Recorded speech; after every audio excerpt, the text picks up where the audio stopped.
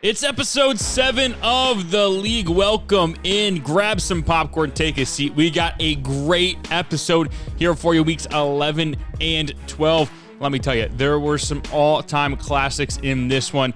We're going to see from the best of the best to the worst of the worst, and some surprise victories, as well as some questionable coaching decisions that led to losses. Yeah, we've got everything in this video. You're not going to want to miss it. Starting out in week 11, we got a couple of big ones on the docket. Just one user versus user game, and that is the one happening in Logan, Utah. Nevada taking on the Aggies in that one. But we got a lot of other big games happening across the country that are going to throw these conference races into a whirlwind. We're also going to get some more clarity on conferences. The one that we probably have the least clarity on is the MAC conference. We have a 3-team race at the top. We've got a matchup between Ohio and UMass in week 12. So we're going to check in with the top of the MAC first to see how they're doing, see if they can get into that matchup unblemished in conference play. So we're going to start in Athens, Ohio, where the Miami Redhawks were taking on the Bobcats in the Battle of the Bricks. And it would be Miami that would get on the board first. Obviously, we know Ohio likes to bring that zero blitz, running back left uncovered for the touchdown. But you know they would have the answer. Tim Carpenter still in for Parker Navarro, and Mason Williams on the receiving end of that one. That's going to tie this ball game up at 7. But this Bobcat defense just could not get the stops they needed early in this one. Another goal-to-go situation for the Redhawks, and this one is not going to be pretty. Broken tackle on the bubble screen, and he finds pay dirt for 6. 3rd and 7 now for the Bobcat offense as they look to answer. Chase Hendricks will have it. He's been phenomenal so far this season, really flying under the radar with some of the other receivers in the league that are having big years. Then after a failed 4th down conversion, the defense helps them out. Bobcats get the safety and they get the ball right back, and they're going to make the Red Hawk defense pay. Yeah, that's a beautiful throw from Tim Carpenter. He's been really solid stepping in for Navarro this season, and man, that future looks bright at the quarterback position in Athens. And they would score yet again. They're going to go Wildcat look, pitch to Duncan Brune, and he's going to have plenty of space diving into the end zone, giving them a 2-score lead. Now up 15, 3rd and goal. Let's make it even more. Psych! That is a pick, and we're going back the other direction. Can Carpenter stop him? Yes, he can, but that is a costly red zone pick for Tim Carpenter. Threw that one into double coverage, really testing out the arm there. Ensuing Miami drive, 4th and 5, and that one is completed, and he makes a man miss in open space, and yeah, there's nobody left to catch him. Talk about poor defense. Another big play touchdown for an Ohio opponent. A field goal for the Bobcats would extend their lead to 11, but their kick coverage gives it right back, right up the middle of the field. Redhawks cut this thing to 3 after the 2-point conversion attempt succeeds. And this is one of the riskier decisions you'll ever see. 4th and 11, 2:30 left. The Bobcats are going to go for it rather than punt the ball back to Miami. If you don't get it here, they're in prime position to at least tie this game up. Carpenter going to fire it in there, and he's got it. Are you kidding me? They would run this thing out. What a gutsy throw to win their rivalry game 32-29. Unbelievable play from those Bobcats to seal the victory. Over in Northeast Ohio, the UMass Minutemen were looking to continue their hot streak, and they would get on the board early, and they would add to it halfway through the second quarter. Brandon Rose going to launch this one like 55 feet in the air. That is a beautiful moon ball on a 20-yard throw. Don't think he needed all that pomp and circumstance there, but we got it nonetheless. 3rd and 13 for Akron as they're looking to stay in this one, and that is a laser over the middle of the field. That one cuts the lead to just 7, but you knew UMass wasn't going to lose this game. They keep for Rose. He's going to find the end zone, and they would win 21-14. Now just 2 weeks away from that big-time matchup between Ohio and UMass. For the Toledo Rockets, they are sitting at home hoping that one of those two teams loses a couple of games. But for now, they got to take care of business on their end. And even though they faced the early 10-7 deficit, they ran away with this one. Offense putting up a lot of points yet again, going on to win 63-23 over NIU. They're staying in the race, man. Can't count out the Rockets just yet. They love to put up points. For Bowling Green, they're looking to stay hot and make it 3 in a row, but Eastern Michigan had other plans, getting out to the early 14-0 lead. But we know this Bowling Green team doesn't quit, especially because they are a first-half team, and that one is a wide-open running lane. He's going to go untouched for 77 yards. That is a very nice play for the BG offense, but the defense did not have their back. 17-7 now, and Eastern is inside the 5-yard line, and yeah, that's going to be 24-7 now. And if you thought that was bad, just wait. It gets worse. Down 27-7 now, and they're going to just run a QB keep up the middle. Bowling Green would add another score late in the game, but they would lose 41-15. As we zoom back out, we take a look at the rest of the games we have to go. The Sun Belt has some very interesting matchups here. Georgia Southern and App State, two of the top teams in the Sun Belt East, along with Coastal Carolina in action. Then you also got Louisiana in action out in the Sun Belt West. But we're going to start on that teal turf. Coastal Carolina taking on one of the worst teams in the country in 1-7 Georgia State. And how about the Panthers getting on the board first with the QB keep on the read option? I don't think anybody thought Georgia State would have a lead in this one, but now they got the ball right back and they're goal to go. All of a sudden, it is 14-0 Panthers. As we get to the second quarter, they're in goal to go again. And that tackling is just horrendous. That is another Panther touchdown. We're going to fast forward to the second half. It is 38-7. Georgia State has one win on the season, and they are making Coastal look silly out there on defense. They win 55-27. Are you kidding me with that result? Don't know what Coach Goon is thinking on his end. We got UTEP and Jacksonville State, and UTEP up 14-0 on the Gamecocks. And again, just like Coastal Carolina, back in the red zone. Goal-to-go situation. This is 21-0. Now, they were up 21-0 last week. Now they face the 21-0 hole this week. Gavin Wimsett rolling out of the pocket, trying to cut into this one, and he's going to muscle his way into the end zone to cut into it just a little bit. And then right before half, he's going to find the end zone for a second time to make this a 7-point ball game. We go towards the end of the third quarter now, and that wheel route was wide open, and just like that, it is 21-all. 3:30 to go in the fourth quarter. Wimsett gonna find the end zone again. That's his third of the game. Now you need the defense to step up. This is a 28-0 run for the Gamecocks. They just need one more stand, but that's not gonna be it. That is a wide open touchdown for the UTEP offense, and the Miners tie this thing up at 28. Wimsatt, can you be the hero again? He drops back, fires this one short of the sticks, and that ball is jarred loose. UTEP takes over after the Jacksonville State punt.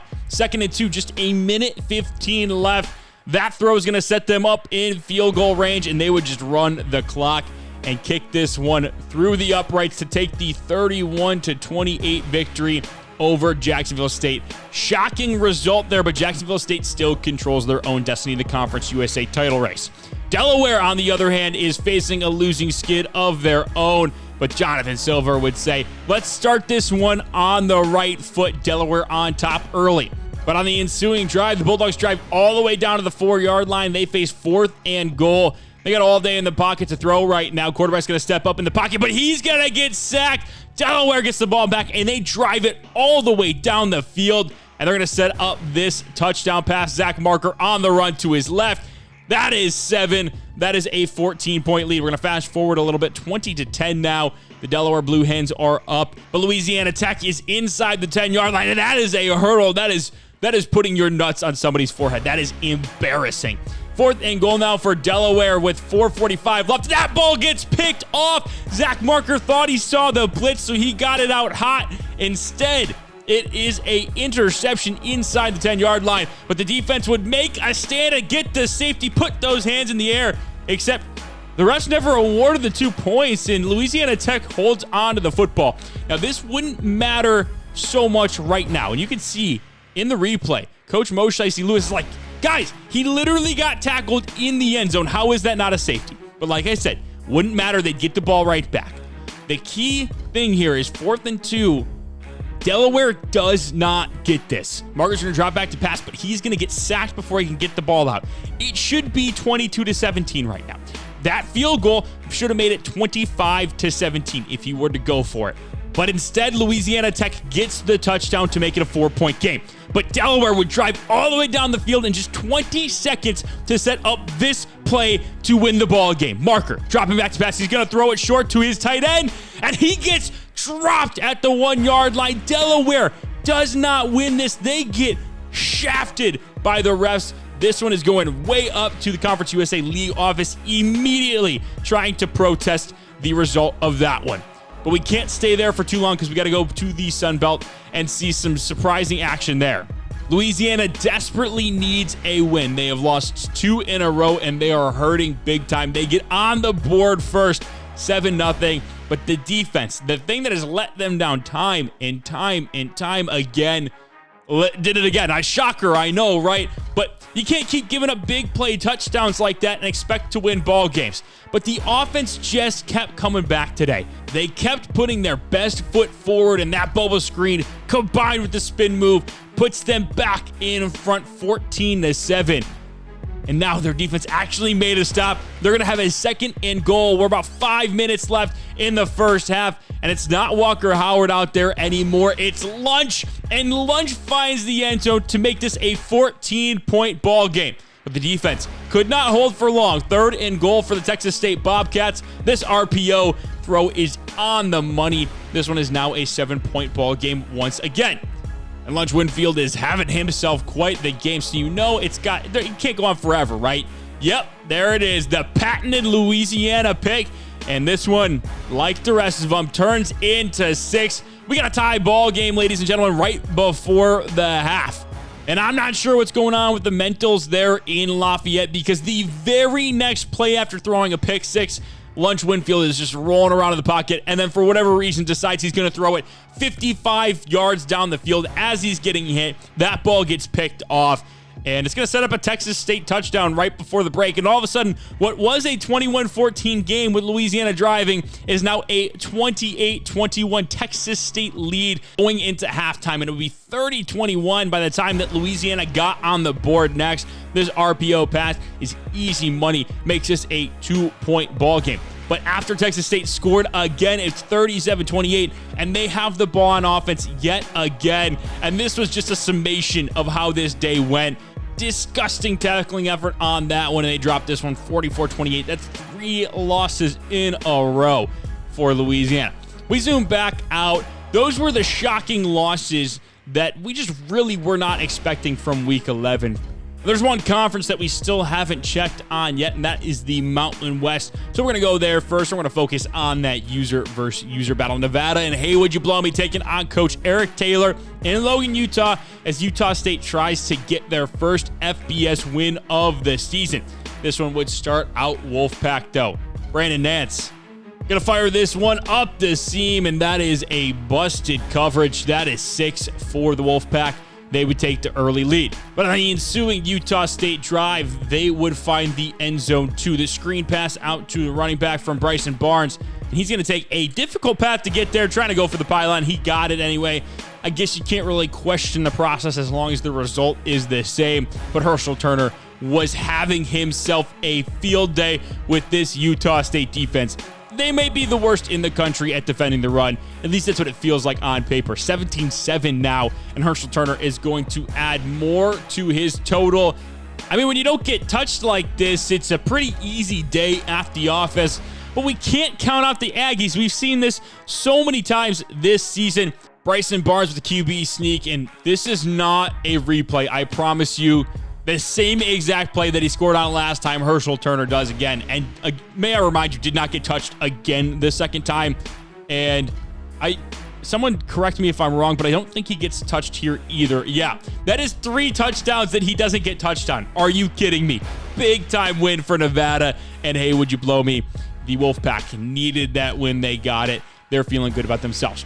San Jose State's taking on Air Force, trying to stay in that running for the 2 spots in the Mountain West title game. Adam Matthews finding the drag route there would definitely help get this thing kickstarted. And then a little speed option. Matthews gonna forego the pitch and just take that one himself. He cuts it up, finds the end zone, making this 14-3. 3rd and goal now. Air Force driving right before the half. They're gonna drop back to pass, uncharacteristic for them. That ball is picked off. And he's got nobody around him. Are you serious? This is a turn of events that you will gladly welcome if you are a Spartan watching this one. And a little showboat, too, there at the end. Nothing eventful would happen in the second half. 35-17, your final. Aiden Crowley and the boys are looking real good after that loss to Wyoming. San Diego State trying to get in the win column. They've had a rough go of it as of late. And let's just say this one didn't start off too hot. Elijah Palmer jumps that route on the crosser, and he's going to take this one all the way back to the end zone for 6. And on the next drive, they're going to take the ball out of Denegal's hands, hand it off to the running back. He's going to fight through some contact. He's still on his feet, and he's going to have the corner of the end zone. That's a touchdown. I don't know if I've ever seen anything like that. It looked like everybody gave up on the play, but he was still up. That was unbelievable. Tie ball game.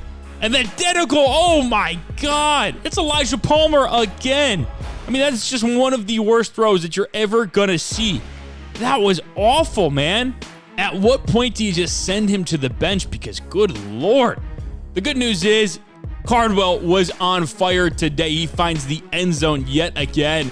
This ball game is tied. Hopefully Jaden Denegal doesn't screw this one up this time, because the defense is playing phenomenally. They have no points scored on them. It's just 2 defensive touchdowns, and that one is a much better throw from Jaden Denegal and gives San Diego State their first lead of the game. Now up 24-17. That's not Cardwell. Who is that? That's Sutton? Yeah, Sutton finds the end zone. 38-17 is the final in that one. San Diego State back in the win column. Just trying to get to bowl eligibility at this point. Maybe play spoiler in the Mountain West title race. We're going to zoom back out yet again. And we got a few more teams left on the Week 11 docket. Missouri State, App State, and Middle Tennessee State. I did not do that on purpose, I promise. They all still have games left to play, and we're going to start this one in Lynchburg, Virginia, as Missouri State still looking for that first FBS victory. They're going to take on Liberty, trying to find it. And when you see 8 on the clock, you know it's the very first play of the game. Let's see what happens here. That is just a very nice depiction of the season as a whole for this Missouri State team. Not sure what Jacob Clark saw there to make that read, but it was a pick 6. The good news is they got back on the board the very next offensive drive, tying this one up at 7. And we're now late second quarter, and this one is still knotted up. But I'm not sure the Bears were practicing for the read option, because this quarterback had all day, oh my God, muscle your way into the end zone, young man. 14-7 right before the half now. 6 seconds left. 2nd and goal. Jacob Clark finds the end zone. That's a touchdown. And listen, don't count them out just yet. Missouri State tied with Liberty at halftime. This is as good of a chance as they have to get their FBS win right now. But the read option, again, quarterback keep on it. Touchdown. Feel like we've seen that one before. 24-17 now. 4th quarter, still a 7-point ball game. But the secondary cannot stay in the hip pocket, and that would put the icing on the cake. 31-17. Missouri State still can't figure out how to get that win. We heard from Coach Wagner after the game. Better performance overall, but defending the option, defending the QB run, the read option, all of that in the second half was not good enough. Disappointing. But despite that, I'd say that's overall a better performance than the last 2 weeks and better performance than the last presser I gave. Yeah, bad. 2 bad picks to start the game by Davis Clark, but I told him to keep his head up and just keep slinging the ball. That did hurt us, but ultimately his heroics without running game, combine that and Johnson making plays, that helped us tie the game. To end the half, or have it going 14-14 with momentum on our side, just have to get a stop, and we couldn't. Once the second half started, floodgates just opened, and we could not defend the run. That's a very good team. And they're a run-heavy team, which we knew coming into that game, but something that we are going to learn from. We are going to attack in practice. That is going to be a big priority this week. And yeah, I know it seems like another lost opportunity, but I also think that's an opportunity for us to learn and grow. That was definitely a more complete performance, I'd say, until the defense just started to fall apart. But even still, that first half performance, I will say, from that defense was very good. I'm upset. It's never good to lose. We lost a lot, but I'm not mad at these guys. We just need to learn and adapt and grow. That is all. Go Bears. Lots of learning to be done in season number 1 for Missouri State. Middle Tennessee State, on the other hand, was trying to wash out that taste of defeat from their Jacksonville State loss last week, and they would dominate this one on the ground. 4 different players scored a rushing touchdown. Jaden Krettel right there. And then Jakail Middlebrook would take this toss sweep, find the corner of the end zone, and make that a 21-0 ball game, 38-7. The Blue Raiders would go on to win. Just a dominant performance, much needed after that loss. App State looking to separate themselves from Georgia Southern in the Sun Belt East race, but that defense would not be the answer they were looking for early in this one. What a throw from the Georgia Southern quarterback to find his receiver there. But A.J. Swan got his get back. That throw is on the money. That is 7 for the Mountaineers. They would add another score right before the half, too. With just 5 seconds left, they're lined up in that pistol formation. They're going to send the running back out. A.J. Swan's going to take the snap, and he's going to look there to his running back immediately. They would get the touchdown. That would be all the scoring in this one. They win 17-7. And now we're on to our scoreboard recap. Let's go through all of the games. Once again, Ohio wins the Battle of the Bricks 32-29 in a close one over Miami. UMass really handles Akron despite the final score, 21-14. Bowling Green can't stay hot. They lose 41-15 to Eastern, and then Toledo runs up the score on NIU, winning 63-23. On the Mountain West, San Jose State keeping pace with Boise State, beating Air Force. San Diego State over Hawaii to put themselves in a position to maybe play spoiler. They're in that title race in the Nevada, picking up a big win over the lowly Utah State Aggies, 59-34. Conference USA saw a lot of teams lose, actually 3 of the 4 to be exact. Delaware loses the heartbreaker to Louisiana Tech, still trying to figure out what went wrong with the refs in that one. UTEP stuns Jacksonville State after getting out to a 21-0 lead and then surrendering it, going down by 7. Middle Tennessee State finds their footing, winning 38-7. Liberty beats Missouri State as Coach Wagner and the Bears are still looking for that first FBS victory. App State beats Georgia Southern 17-7 in a pretty uneventful game. Louisiana now at jeopardy of not even making a bowl after losing their 3rd straight. And then Coastal Carolina getting absolutely mollywopped at the hands of Georgia State, a team that had 1 win coming into this one.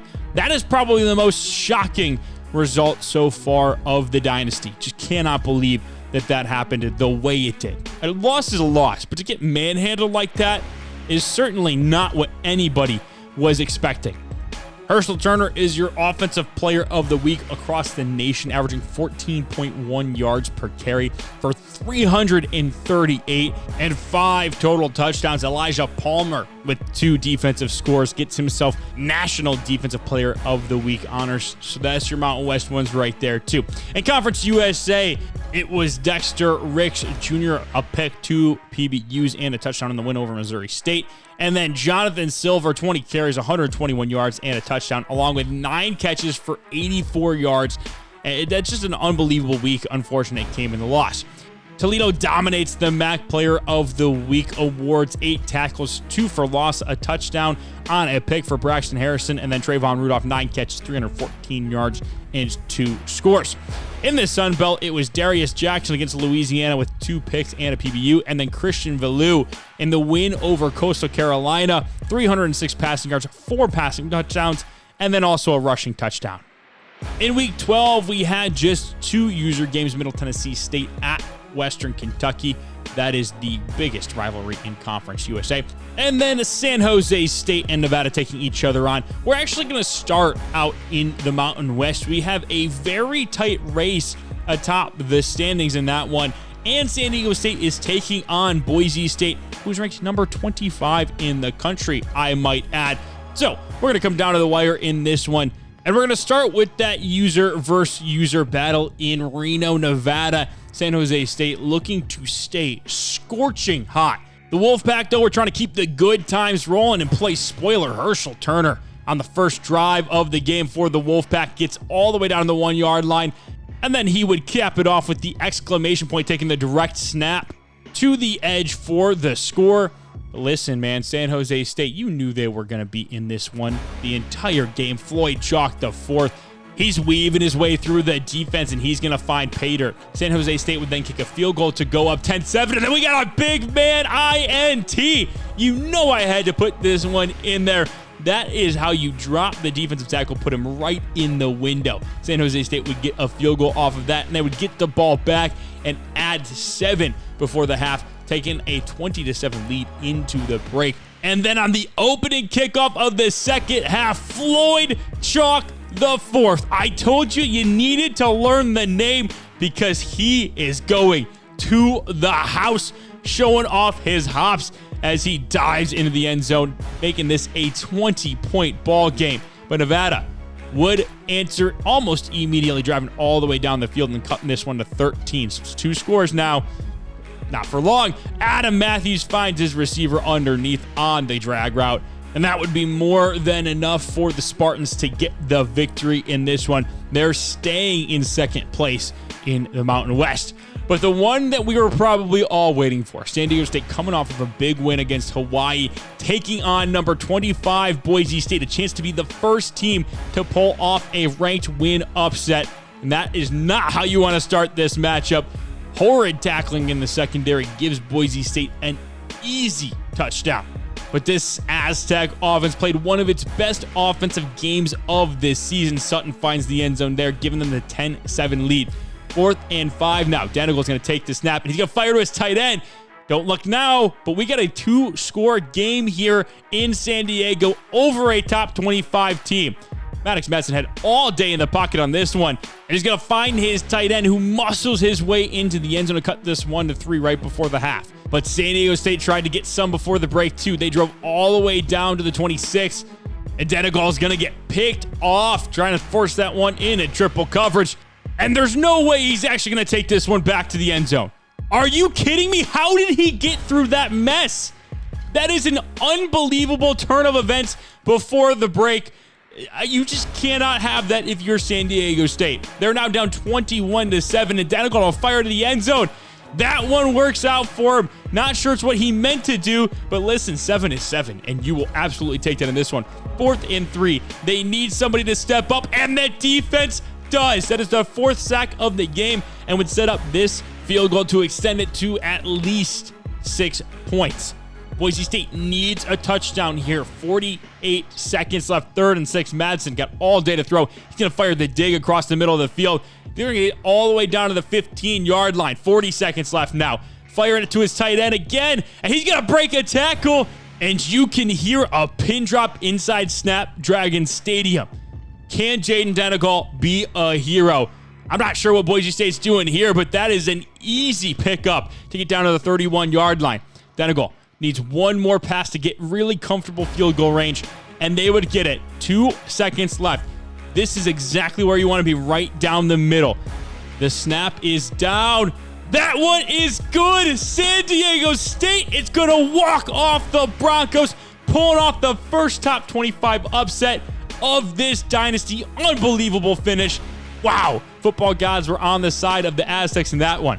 As we travel north, Fresno State is down early to Wyoming after that touchdown run right there. After a Bulldog field goal makes this one a 4-point ball game, Wyoming is going to find the end zone again. 14-3 now, Cowboys. Fresno State before the half, EJ Warner rolling out of the pocket. And that is a very, very risky throw, but it pays off for him across his body over the middle of the field. cuts this one into 4. After another field goal, they're only down 1. And Sonnenberger elects to put out his field goal unit, and that would be true. That would give him a 2-point lead. But Wyoming would answer right back with a field goal, 4th and inches. You could just kick this thing for a victory, Sonnenberger. What are you doing? And they get stuffed. Are you serious? Now it's all on the defense to get a stop just so they can have another shot at a field goal. The play action, dump off to the running back, and he's going to pick this first down up. What was Coach Sonnenberger doing there? That is the worst decision I've ever seen. Speaking of bad decisions, let's talk about Utah State now. They got down 10-0 to UNLV, and it would be until the 3rd quarter until they scored their first points of this game, but Corey Thompson Jr. finds the end zone. Now UNLV back on the offensive side of the ball, and they would extend this thing right back to 10. But something felt magical in the air here in Las Vegas. Bryson Barnes rolling out of the pocket. He's going to throw it on the run into double coverage, but that ball is caught, and that's going to be a touchdown. Are you kidding me? And then they get the ball back, and they're inside the 10, and they're going to score. Utah State's got another late lead, and that one is picked off. They have finally done it. Utah State wins their first FBS game of the year. I cannot believe this. Here are the updated Mountain West standings after 12 weeks of action. Boise State and San Jose State on top, both at 5-1. San Diego State actually in 3rd place with a 4-2 record. Wyoming also at 4-2. They sit in 4th. New Mexico, Colorado State, Fresno State, Hawaii, 5-8, all with 3 losses and 3 wins. Nevada picks up another conference win. They are 2-4. In the Mountain West. Air Force also 2-4, sitting in that 10 spot. And then Utah State no longer in last place with that win over UNLV. They are 1-5 in conference, 2-8 overall. And lowly UNLV brings up the rear, 1-5, 4-6 overall. Coastal Carolina needs to bounce back big time from last week's performance. One of the most disgusting efforts that I've seen from a football team. And they would get down in a 7-0 hole early, but they would answer right back. Emmett Brown finds his receiver over the middle of the field. We're going to tie this one up at 7, but this Coastal Carolina defense was all over the place again today. Not sure what the idea was. No gap integrity, no open field tackling, untouched for 79 yards, unacceptable. And right before the half, too, on a run, nonetheless, they would give up another touchdown to go down 14 before the break. But if you remember back to the beginning of the year, this team always found a way to stay in games and then win them at the end. Emmett Brown rolling out of the pocket, finding the end zone, making this a 7-point ball game yet again. But Georgia Southern would not go away. Their offense just had their way with the Coastal Carolina defense. We're now 3:40 left in this ball game. Emmett Brown rolling out of the pocket again. He's going to keep this one, and he's going to fight his way into the end zone. They would go for 2 and not get it. So 28-20, 45 seconds left. 4th and goal. Emmett Brown on the speed option, but he's going to cut it up early, and he's going to get leveled in the backfield. I don't know what that play call was, but that was pitiful. Are you serious with that? Fortunately, the defense saved Coach Goon. That is a safety. Gives them another shot at redemption. Emmett Brown, what do you have for us? Be the hero that Myrtle Beach deserves. Instead, he's going to throw it into double coverage. That one gets picked off, and that is now 2 games in a row that Coastal Carolina loses, effectively playing themselves out of any chance at a Sun Belt crowd. Old Dominion back in action in this one, and Colton Joseph was keeping the ball again on read options. This time he fights over 3 Troy defenders to find the end zone, but they would not tie it up because of a missed 2-point conversion. 7-6 now. Troy with the ball back in goal to go, and they would find the end zone. A counter that breaks contain of the defense to give them a 14-6 lead. They would have the ball again in another goal-to-go situation. This defense not playing its best game, and they would bounce it again. Not sure where the contain is here today from that Monarchs defense that is usually so stout. They're now down 21-6 right before halftime, and they need a score here. Colton Joseph again on the keep. That's probably his 14th rushing touchdown of this season. He has been a king on those RPO keep actions, but the defense just could not get the stops that it usually is able to. Not sure what was going on there. The running back bobs and weaves his way through that defense, and they go up 29-12 after the 2-point conversion is good, and they would score yet again, really salting this one away. 39-26 is your final. Old Dominion on a little bit of a losing streak themselves. App State was taking on James Madison, and the Dukes would get on the board first. That is a beautiful wheel route and a beautiful throw from Alonzo Barnett. Mountaineers on the other end, they're going to go with a halfback direct snap, and that is an easy touchdown, tying this thing up at 7. But this App State defense, who's been playing much better as of late, decided they were going to revert back to their early season ways in the first quarter here. That one was a beautiful throw up the hash, splitting the safeties, finding the end zone for 6. Again, they have the answer every single time, though. You don't have to worry about App State staying in these ones. Now 14 all. Barnett finding the end zone again to go up 21-14 before the break. Now late third quarter, App State trying to find the end zone, and they're going to get stuffed on 4th and 1. James Madison would march all the way down the field, and they would face a 4th and goal themselves. They would also get stuffed. This one just kept going back and forth. And then on 4th and 8 on the ensuing App State drive, they need this or this game is over. AJ Swan stands in the pocket, delivers over the middle, and it's going to set up this touchdown to tie the ball game at 21. Such a good football game in this one. App State would make the defensive stand, get the ball back, drive all the way down the field, and drill a short field goal to take the 24-21 victory and stay atop the Sun Belt East standings. Let's take a look at those standings. Georgia Southern now moves into a sole possession second place after Coastal Carolina drops another one. I don't know why that says 2 there for Coastal. That should be 3. James Madison is 4th in the East with a 4-3 record, just like Coastal Carolina. Old Dominion at 3-3 sits 5th, and then Georgia State at 2-4, picking up 2 conference victories in back-to-back weeks. Marshall has not won a game since beating Middle Tennessee State early in the season. Probably one of the most interesting results so far this year. Southern Miss leads in the West as no team is bowl eligible quite yet. South Alabama, Arkansas State, Texas State, Troy, all 5-5 as well. Louisiana is in 6th place. They were in 2nd place just a few weeks ago, and then UL Monroe at 1-5, bringing up the rear. We're going to go to the Conference USA now, where we got a player versus player battle, and it's 100 miles of hate in this rivalry game. McIver picked off on the Hilltoppers' first drive. This Western Kentucky defense has not played its best recently. They're trying to get back on the saddle and really figure things out. Offensively, though, as long as they don't turn it over, they've been really good. Ja'Kale Middlebrook taking this one up the middle, finding the end zone, 7-0 lead for the Blue Raiders. But after a Western Kentucky field goal, this one is 7-3. And Middle Tennessee State was back in the red zone, 2nd and goal. They're going to pitch this one out to Jaden Krettel, and he's going to get the edge and turn upfield, breaking a tackle, finding the end zone, making this an 11-point ball game. But right before the break, the Hilltoppers, they were going to answer. You knew that this game was not going to be decided easily. There is too much hatred in this rivalry for that to be the case. 14-10 now. The Blue Raiders facing a 3rd and 15. They're just going to hand this one off to Krettel. Krettel going to cut up the field. He's going to bounce it back outside, and he's got room now. This one is going for a touchdown. You needed 15. He said, I'm going to give you 40. 21-10 now, 4th and 1 for the Hilltopper offense. And they're going to get dropped in the backfield. That is the exact opposite of what they needed to have happen. And then Ricky Hunt on the toss sweep is going to go 55 to the house. This rushing attack is finding its groove as of late. After the defense gets another stop, they're driving the field again. 4:35 left in the 4th quarter.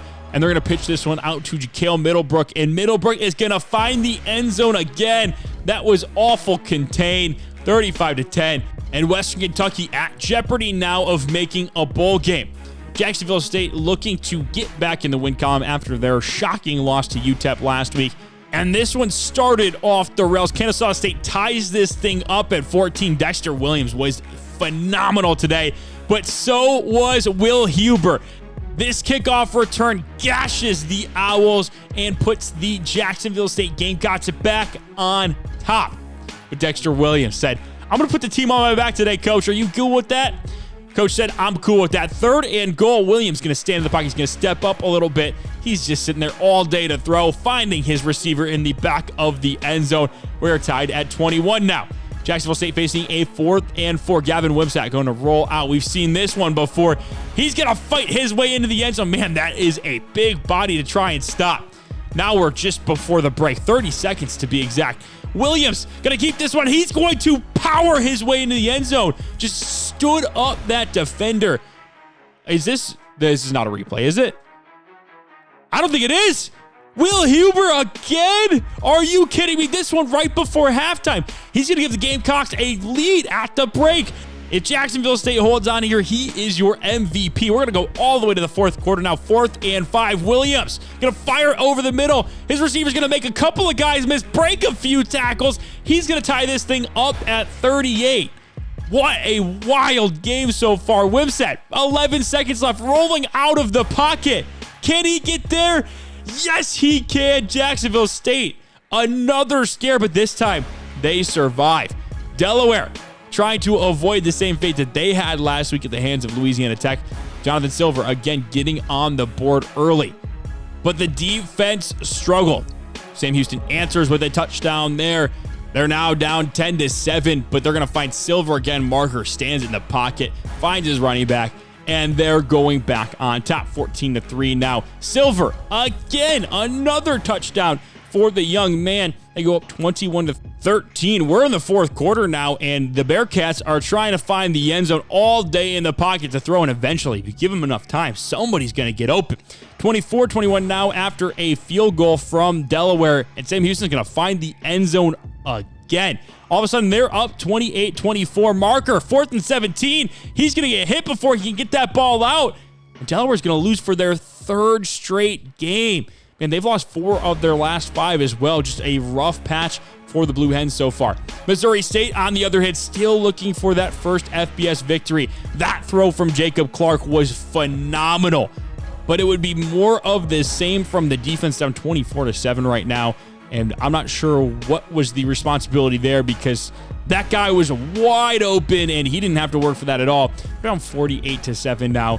Clark's not even in the game anymore. This is a backup quarterback. They're going to throw it up in the end zone. They get the touchdown, but they lose 48-14. And if this isn't rock bottom at this point, I'm not really sure what is. You can only go up, is the good news for Missouri State. Jacksonville State and Middle Tennessee State 1-2 respectively in the conference, both at 5-1. UTEP in 3rd place at 4-2, tied with Louisiana Tech, who's also 4-2. Western Kentucky 4-3 sits in 5th place. Sam Houston at 3-7 overall is 3-3 in conference. Much better conference record than non-con. Liberty at 5-5 holds a 3-3 conference record, and then Delaware, who was in 3rd not too long ago, is now in 8th place at 5-5. 3-4 in Conference USA. New Mexico State is 2-4 in the conference, as is Kennesaw State and FIU. And then Missouri State bringing up the rear at 0-6 in conference, 1-9 this season. As we know, the only win over an FCS team. In the MAC, it was UMass that was down early to Northern Illinois. This NIU team has given our squads quite a bit of trouble so far this season. If you remember that Ohio-Northern Illinois game that finished 49-46. But even though the Minutemen got on the board with a touchdown, NIU answers right back to go back up 10. But a UMass field goal cuts this thing to 7. But the Huskies and that offense was playing well today, and the Minutemen defense was not its usual self. Just poor tackling all around. That one is an embarrassing one that's going to be up on film later. That is a highlight reel stiff arm. But the Minutemen, they were not going to quit. Rose finds his tight end out of the slot for the touchdown. That makes it a one-possession game. The defense needs to come up with a stop, though. They've been shaky all game, but that can change with one play, and it does. Ball's on the ground. That one is fallen on by UMass, and they give themselves 1st and goal. Now on the 1-yard line, 3rd and goal. Rose under center. He's going to take the snap and fight his way into the end zone to tie this thing up at 27. 3rd and 1 now for NIU. They're at the 13-yard line. Can the defense be great again? The jet sweep is snuffed out. That one is going nowhere. They're going to be forced to settle for the field goal, and the Huskies are going to push this thing right.